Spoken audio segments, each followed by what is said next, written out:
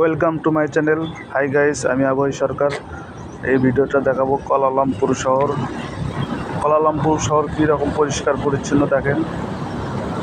ঢাকার শহর আর কুয়ালালামপুর শহরের পার্থক্যটা দেখেন।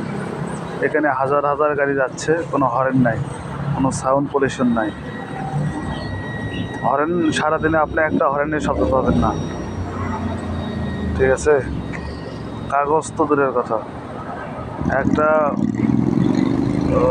ছোট্ট কিছু খুঁজে পাবেন না, একটা ময়লাও খুঁজে পাবেন না।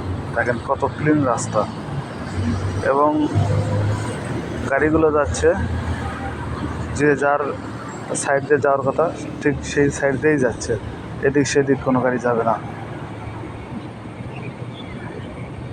দেখেন কত সুন্দর রাস্তা। এই রাস্তাগুলো কিভাবে তৈরি করা হয়েছে, আর আমাদের দেশের রাস্তা ঢাকা কীভাবে তৈরি করা হয়েছে, সবসময় জ্যাম লেগে থাকে। 5 মিনিটের রাস্তা আপনি 1.5 ঘন্টায় যেতে পারবেন না ঢাকা শহরে। আর এই রাস্তাগুলো দেখেন, স্পিড নিয়ন্ত্রণ করার জন্য এখানে পুলিশ বসে থাকে, চুপি চুপি বসে থাকে স্পিড নিয়ন্ত্রণ করার জন্য। আর আমাদের দেশের গাড়ির স্পিড নিয়ন্ত্রণ করা লাগে না, অটো নিয়ন্ত্রণ হয়ে যায় জ্যামে করে। আর এখানে স্পিড নিয়ন্ত্রণ করার জন্য পুলিশ ক্যামেরা নিয়ে বসে থাকে, যে কোন গাড়িটা কত স্পিডে যাচ্ছে, তাকে মার্ক করে জরিমানা করা হয়, সামান দেওয়া হয়।